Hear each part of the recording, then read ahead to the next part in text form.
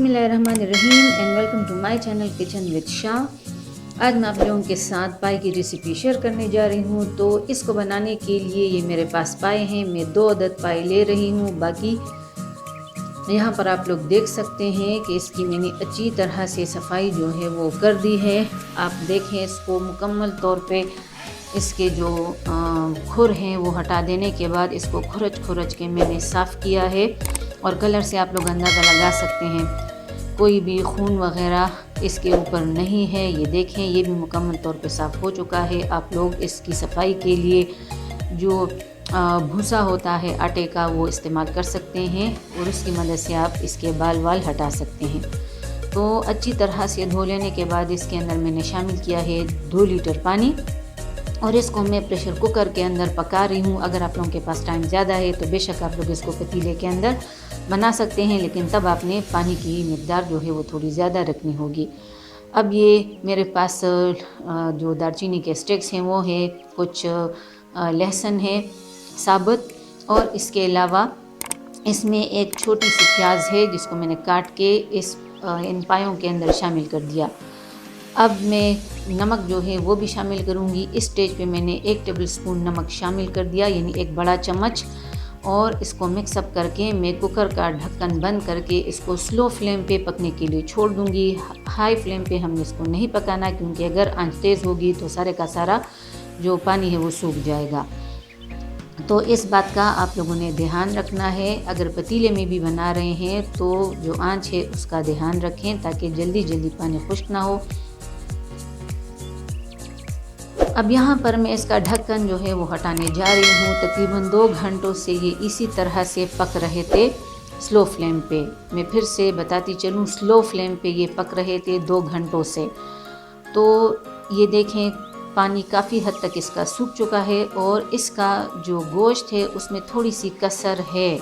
मुझे दिख रहा है कि इसमें थोड़ी सी कसर है, तो वो हम लोग तब निकालेंगे जब इसमें हम बाकी के सारे मसाले वो शामिल कर लेंगे। इस तरह से हमारा गोश्त भी मुकम्मल तौर पे गल जाएगा। इस तरह से हमारा गोश्त जो है वो मुकम्मल तौर पे पक जाएगा, गल जाएगा, और जो मसाले हैं उसका फ्लेवर अच्छी तरह से रच बस जाएगा गोश्त में।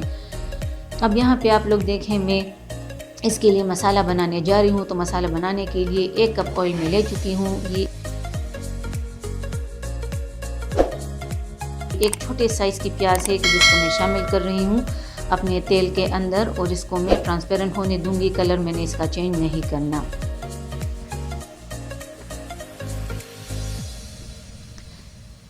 हल्का सा इसको ट्रांसपेरेंट कर लेते हैं और इसके ट्रांसपेरेंट होने के बाद हम इसमें शामिल करेंगे लहसुन अदरक का पेस्ट।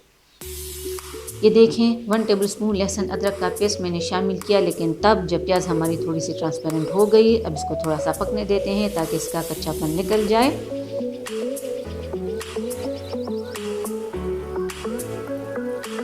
अब मैं इसमें शामिल करने जा रही हूँ टमाटरों का पेस्ट। मैंने 4 बड़े साइज़ के टमाटर लिए थे, उसको मैंने ब्लेंडर के अंदर ब्लेंडराइज किया है। ये आप लोग देख सकते हैं। इसको छानने का मकसद सिर्फ और सिर्फ इतना है कि किसी भी किस्म का छिलका या गुठली वगैरह हमारी ग्रेवी के अंदर ना आए, बिल्कुल क्लियर ग्रेवी जो है वो हमारे पास बने। तो इसको मैं छान रही हूँ, और छान लेने के बाद मैं इन टमाटरों के जो छिलके हैं वो हटा दूँगी और अच्छी तरह से इसको मैं भून लूँगी।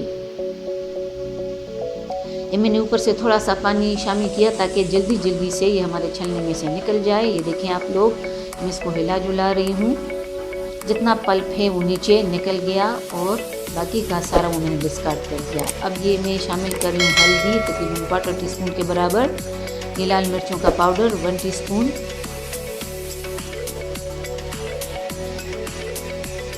अच्छी तरह से भून लेते हैं। मसालों की भुनाई बहुत ज़्यादा ज़रूरी है पायों में। हद से ज़्यादा मसाले शामिल नहीं करेंगे। अब 2 टेबलस्पून के बराबर धनिया पाउडर ये मैंने शामिल किया। बहुत ज़्यादा मसाले डालेंगे तो ये ज़ीरा 1 टीस्पून के बराबर मैंने शामिल किया। तो आपके मसालों के अंदर जो मसालों का आपके पायों के अंदर जो मसालों का फ्लेवर है वो बहुत ज़्यादा इन्हांस हो जाएगा। हमें वो नहीं चाहिए, हमें एक्चुअल फ्लेवर चाहिए पायों का। तो इसलिए बहुत ज़्यादा मसाले हम लोग शामिल नहीं करेंगे। तो मैं इसकी भुनाई कर रही हूँ। अब ये मैंने इसके अंदर डाल दिया मेथी दाना पाउडर तकरीबन 1/4 टीस्पून। ये 1 कप दही मैंने शामिल किया। मसाला हमारा अच्छी तरह से भुन चुका है, तेल ऊपर आ चुका है। अब मैं इसके साथ इसकी एक मरतबा फिर से भुनाई करूँगी। जब दही का पानी खुश्क हो जाएगा, तेल ऊपर निकल आएगा, तो इसका मतलब ये है कि हमारा मसाला अच्छी तरह से भुन चुका है। तो उस वक्त तक इसको मैंने मज़ीद भून लेना है। मेथी दाना पाउडर लाजमी डालें, इससे बहुत अच्छा फ्लेवर आएगा। मसाला मेरा भुन चुका, ये देखें तेल नज़र आ रहा है। अब जो पाए हैं इसके अंदर मैंने थोड़ा सा पानी मज़ीद शामिल किया और सारे का सारा मसाला मैंने इसमें डाल दिया। और अब मैं इसको तकरीबन 1 घंटे के लिए मज़ीद हल्की आंच पे पकने के लिए छोड़ दूँगी। ये देखें आप लोग, इसमें मैंने थोड़ा सा पानी शामिल किया है क्योंकि वो कम था। अब मैं फिर से इसका इस स्टेज पे आप लोग नमक जो है वो भी छक लें। अगर कम हुआ तो आप लोग मज़ीद इसके अंदर डाल दें। मैं भी इसको छक चुकी हूँ और थोड़ा सा मुझे नमक कम लग रहा है, तो मैं थोड़ा सा नमक इसके अंदर शामिल करने जा रही हूँ। आप लोग भी शामिल करेंगे, अगर कम है तो टेस्ट डाल दें। मैंने 1 टीस्पून के बराबर मज़ीद नमक इसके अंदर शामिल कर दिया। मिक्सअप करके मैं इसका ढक्कन फिर से लगा दूंगी और हल्की आंच पे इसको मैं पकने के लिए छोड़ दूंगी। ये मैंने शामिल किया 1 टेबलस्पून लेवल्ड गरम मसाला पाउडर। इसको भी मिक्सअप कर लेते हैं। अगर आप लोगों को पसंद है तो बिल्कुल जिस वक्त ये मुकम्मल तौर पे तैयार हो जाएं तो कसूरी मेथी वो भी आप शामिल कर सकते हैं, वो भी बहुत अच्छी लगती है इसमें। तो अब मैं इसको छोड़ दूंगी एक मरतबा फिर पकने के लिए। बहुत ज़्यादा प्याज और ऑयल हम लोग इसमें शामिल नहीं करेंगे। ये देखें मैं इसका ढक्कन बंद कर रही हूँ और 1 घंटे के लिए मज़ीद मैं इसको छोड़ दूंगी।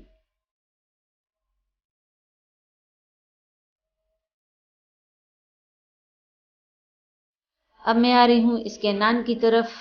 तो ये एक नान जो है वो मैंने तवे के ऊपर डाल दिया है। आप लोग इस तरह से नहीं डाल सकते, हम लोग पानी की मदद से इसको बनाते हैं, खुश्का हम इस्तेमाल नहीं करते।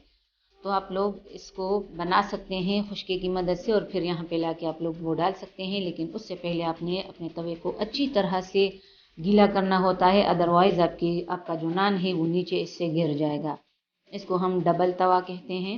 नीचे इसकी एक कढ़ाई होती है और इसकी मदद से बहुत बेहतरीन नान हमारे पास बन जाते हैं। तो इसको मैंने उल्टा किया, जब एक साइड से हमारा नान पक गया।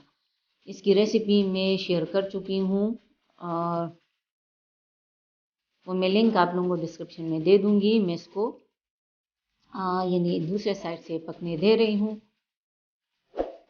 ये आप लोग देखें तकरीबन 5 से 6 मिनट के अंदर बेहतरीन नान हमारा तैयार हो जाता है। ये देखें, आपको अंदाज़ा हो रहा होगा।